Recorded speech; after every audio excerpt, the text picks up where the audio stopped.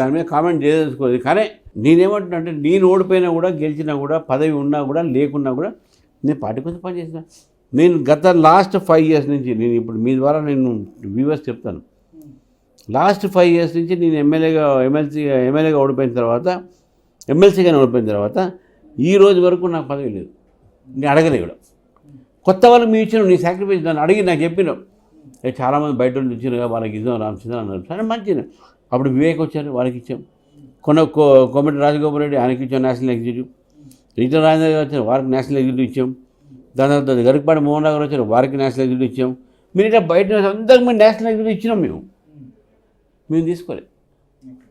కానీ నేను membership incharge, నేను ఏవిఎన్ రెడ్డి గారికి ఎమ్మెల్సీ ఇన్ఛార్జ్, నేను ఈ మొన్న జరిగినట్టు అంజిరెడ్డి గారికి కొమరే గారిని ఎమ్మెల్సీ ఇన్ఛార్జ్. 3 ఎమ్మెల్సీని మనం గెలిచినాం. ప్రేమంజరెడ్డికి ఎమ్మెల్సీ ఇన్ఛార్జ్ నేను. మరి ఏ పదవితో నేను ఇవన్నీ పనిచేశాను అంటే పార్టీ పదవులు నాకు ఇంపార్టెంట్ కాదు. పార్టీలో పని ముఖ్యము, పార్టీ కార్యకర్తనే ముఖ్యం. నీ కార్యకర్తనే ఈ రోజు కూడా నాకు ఈ పదవి ఇచ్చినంటే నేను పదవి కింద నేను దీన్ని స్వీకరించను. ఇది కార్యకర్తగానే నేను స్వీకరిస్తాను.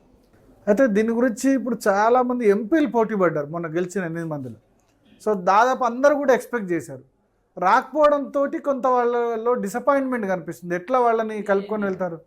డిసప్పాయింట్మెంట్ ఏం లేదు. చూడండి భరత్ గారు, రాజకీయాలు అనేది ఆకాంక్షలు ఎక్కువ ఉంటాయి, అంబిషన్ ఉండాలి. ఉంటేనే దాని డ్రైవింగ్ ఫోర్స్ ఫర్ పాలిటిక్స్. ఇది అడగడంలో తప్పేం లేదు. You have to ask. అది అడుగుతున్నాం కాబట్టి నేను డ్రైవింగ్ ఫోర్స్ ఉంటుంది. పార్టీ పెరిగింది కాబట్టి ఈరోజు 10 మంది అడుగుతారు. నేను ఏమంటున్నాడే కమ్యూనిస్ట్ పార్టీ నీకు సెక్రటరీషిప్ ఇస్తాను ఎవరు తీసుకోరు. వాడు చెప్తుండే నీ సెక్రటరీషిప్ చేయాలని వామ్మో నాకు వద్దు అని చెప్పి అమెరికా పారిపోయినట నాకు వద్దని చెప్పి. కానీ బీజేపీలో వాడు ప్రెసిడెంట్ కావాలని చెప్పి పోటీ నడుస్తుంది. ఎందుకంటే కాంపిటేటివ్ ఫీల్ అయిపోయింది అది. BJP is growing. So there four people are demanding that I want this post. కానీ 10 మంది అడిగినా ఎంత అడిగినా పోస్ట్ ఒకటే కదా. They have to give only 1. ఆ 1 ఎవరికి ఇస్తారు? Luck. Party has considered me. నాకు ఇచ్చారు, నేను చేస్తున్నాను. అంటే మిమ్మల్ని ఎందుకు కన్సిడర్ చేసింది పార్టీ అని అనుకుంటున్నారు? రీజన్ ఏంటి? అట్లా మనం ఏం చేయలేం కదా bro. It's all various consider. అంటే ఆర్గనైజేషన్ అని భావించింది అనుభవం ఉండొచ్చు. అది కొత్త పాత అట్లా అంటే ఎంపీలు ఎవరికి ఇచ్చారంటే మేము ఎమ్మెల్యేలకు ఎవరికి ఇచ్చామంటే మన ఎమ్మెల్సీలు ఎవరికి ఇచ్చామంటే అంత కొత్తలకి. ఏవిఎన్ రెడ్డి గారు కొత్తనే కదా, కొమరే కొత్తనే కదా, అంజిరెడ్డి టీడీపీ కొత్తనే కదా, మా ఎంపీలు కూడా అంత దాదాపు ఒకరైతే సంజయ్ అంత కొత్తనే కదా, సంజయ్ కిషన్ రెడ్డి తప్ప అందరు కొత్తనే కదా. మేము ఇచ్చినాం కదా. It is not that we have given them tickets and post కూడా ఇచ్చినాం. నేను చెప్పాను ఇంతకుముందు నేషనల్ ఎగ్జిక్యూటివ్ పోస్ట్ అని ఇచ్చినాం. నేనేమంటున్నా, this is something a responsibility which party takes a decision. Consideration. రామచంద్రరావుకు పార్టీ కార్యకర్తలు పరిచయం. రామచంద్రరావుకు ఒక పార్టీ అనుభవం ఉన్నది. సిటీ ప్రెసిడెంట్ నేను చేశాను. రామచంద్రరావు ఏవీపీ నుంచి యువమోర్చా నుంచి పనిచేసుకుంటూ మొత్తం నేను యువమోర్చా స్టేట్ సెక్రటరీ ఉండే, నేను యువమోర్చా సిటీ వైస్ ప్రెసిడెంట్ ఉండే. సో నాకు party system in and out నాకు తెలుసు. And that is the reason why they might have considered me. నాకు లెజిస్లేటివ్ ఎక్స్పీరియన్స్ ఉంది, ఆర్గనైజేషనల్ ఎక్స్పీరియన్స్ ఉంది, నాకు లీగల్ ఎక్స్పీరియన్స్ కూడా ఉంది. ఇవన్నీ కూడా కన్సిడర్ చేసి they must have given me this position. Sir, కొత్త పాత విషయానికి వద్దాం. ఇప్పుడు 119 మందిలో 91 మంది కొత్త వాళ్ళకి ఇచ్చారు. సో దానివల్ల పాత వాళ్ళు ఆ సమయంలో డిసప్పాయింట్ అయ్యారు. కానీ ఆ గెలిచిన వాళ్ళు మోస్ట్లీ కొత్తనే. నాకు తెలిసి మన నిజామాబాద్ కాకుండా ఇప్పుడు మొన్న పాల్వాయి హరీష్ కొత్తగా పార్టీకి వచ్చిన వాళ్ళే, మహేశ్వర్ రెడ్డి కొత్తనే, మిగతా వాళ్ళు కూడా రాకేష్ రెడ్డి అయినా అందరూ కూడా కొత్తనే. కొత్త వాళ్ళే ఎక్కువ గెలిచారు. పాత వాళ్ళు గెలిచింది రాజాసింగ్ ఒకళ్ళే. అప్పుడు మన ఎంపీల్లో కూడా బండి సంజయ్, కిషన్ రెడ్డి కాకుండా కొత్త వాళ్ళు గెలిచారు. అయితే పాత వాళ్ళు డిసప్పాయింట్ అవుతున్నది కొత్త వాళ్ళకి టికెట్ ఇవ్వడం ఏంటని చెప్పి.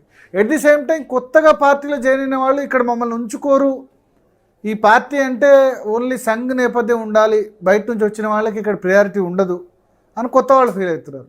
ఎట్లా మరి? ఇద్దరిలో కూడా అసంతృప్తి ఉంది. ఇది రాంగ్ అనాలిసిస్. మీరు అన్నది రాంగ్ అనాలిసిస్. ఎందుకంటే పాలిటిక్స్లో ఎప్పుడైనా వినేబిలిటీ చూస్తారు.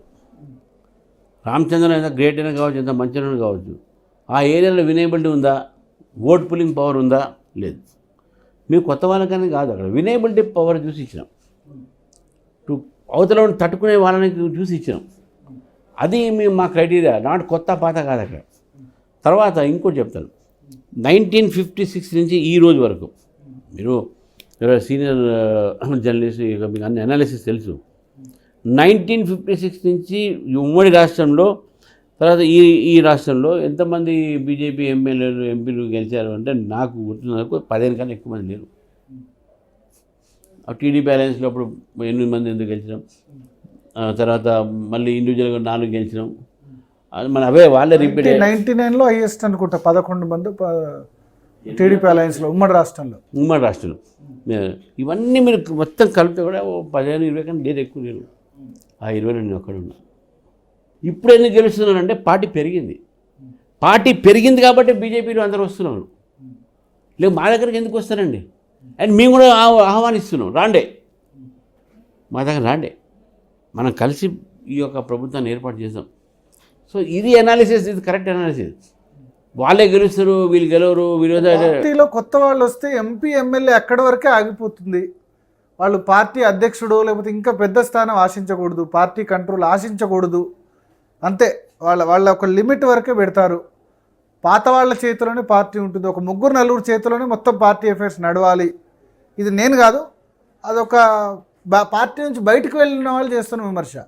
ఇది బయట నుంచి కాదు, అంటే అది కొద్దిగా ఏంటంటే అవగాహన లేని విమర్శ. ఇది ఇప్పుడు ఎమ్మెల్యేస్కు ఎంపీస్కు బాధ్యత ఎక్కువ ఉంటుంది.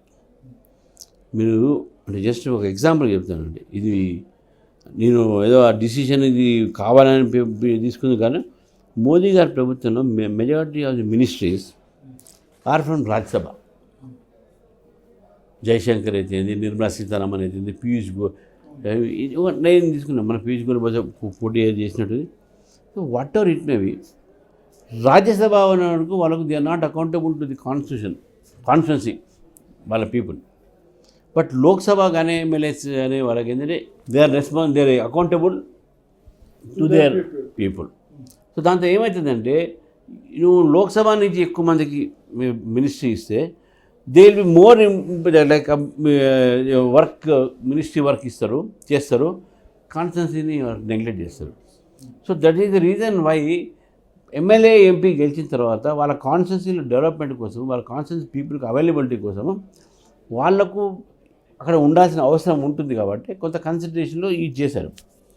సో పార్టీ ఒక నియమం దీంట్లో కూడా ఈ ఎమ్మెల్యేలు ఎంపీ ఇవన్నీ ఏదో ఉంటాయో ఇప్పుడిప్పుడే పెరుగుతుంది పార్టీ కాబట్టి మనం అది కోల్పోవద్దు, మన గ్రిప్ కోల్పోవద్దు. కాబట్టి మీరు కాన్స్టిట్యున్సీని పెంచుకొని చేయండి అనేది మనం చేస్తాం. ఆర్గనైజేషన్ పరంగా కూడా కొంత టైం వేరే వాళ్ళు ఇస్తారు అనే దీని ఆలోచనతో ఇది నడుస్తుంది.